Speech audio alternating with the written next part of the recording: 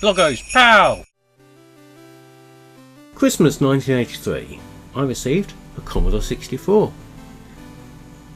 And it was my first computer. It was really my first proper experience of computer games as well. And with that, I received a QuickShot 1 joystick and 3 games on cartridge, which I'm going to look at today. So these are my introduction to a lifelong obsession of video games, and they're all pretty basic in retrospect. But hey, take a look.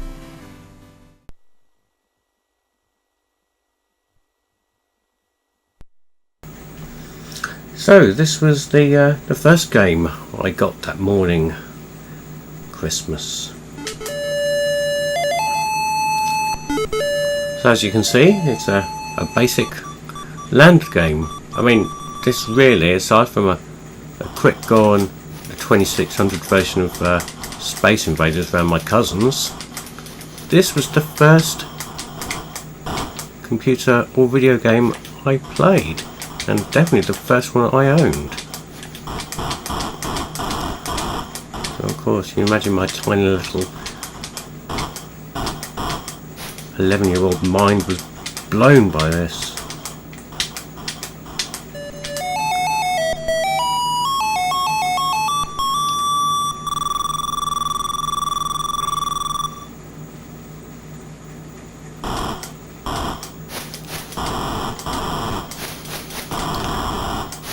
And but by today's standards, it's massively basic.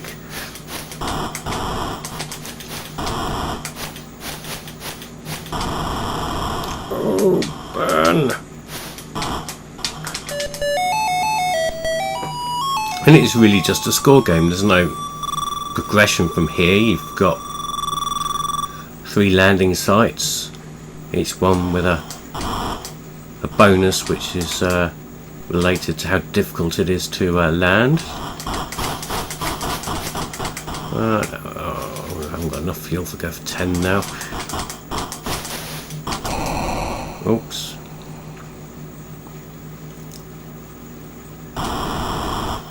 And that fuel.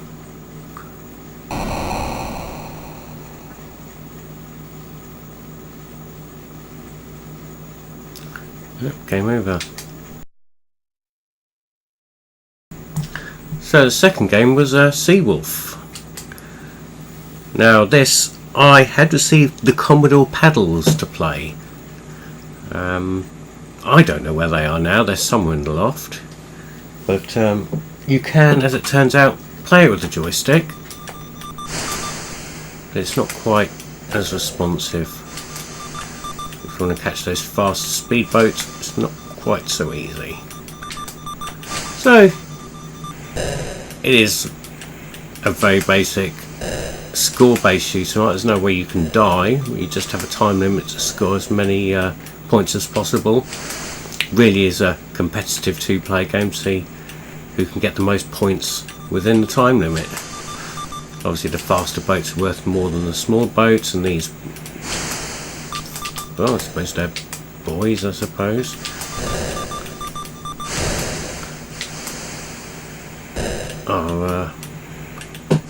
Well, they don't give you any score at all.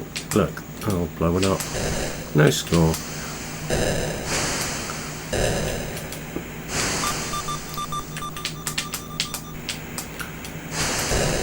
So not really much to do in a single player game here. It's all about the competition with a second player.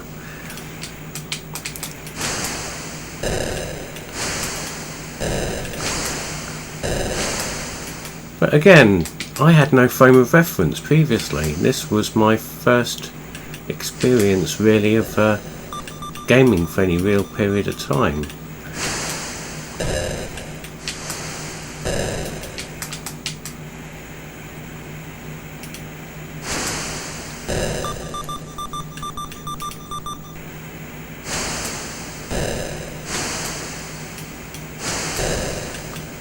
Sadly, it doesn't really stand up to much today, but it is a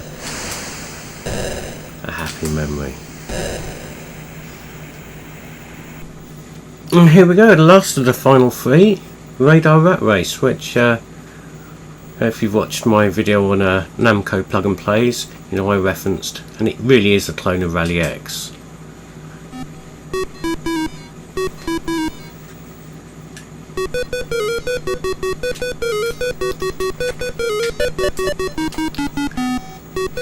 Very jerky scrolling as well in retrospect, but I spent hours playing this, absolutely hours, like you wouldn't believe. And out of 3 from the box artwork, it was the one I was least interested in, but it turned out to be the one I played the most. Funny story about this, I loaded this up on my SD2 IEC, and the D64 image I used, oh, Rat Race, yeah, that'll be it, loaded it up and I accidentally loaded Roland's Rat Race by Ocean. Whoops. Obviously I got the right game in the end.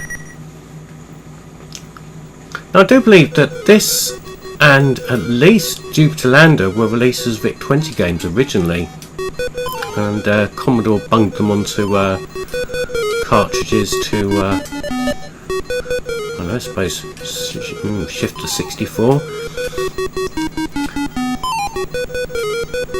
and that was obviously what I ended up with.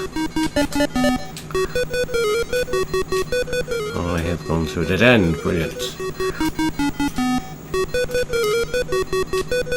And I didn't get my C64 tape deck till, oh, I think it was March the next year, so March 1984 I actually got a tape deck. And I think that's probably a story of another first 3 for my tape games I got on the Commodore 64.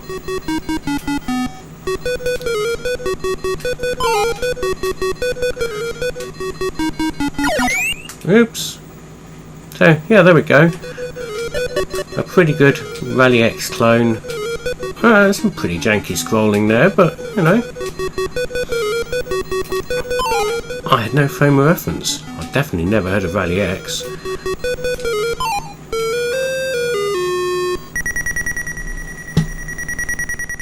Merry Christmas, or naff off!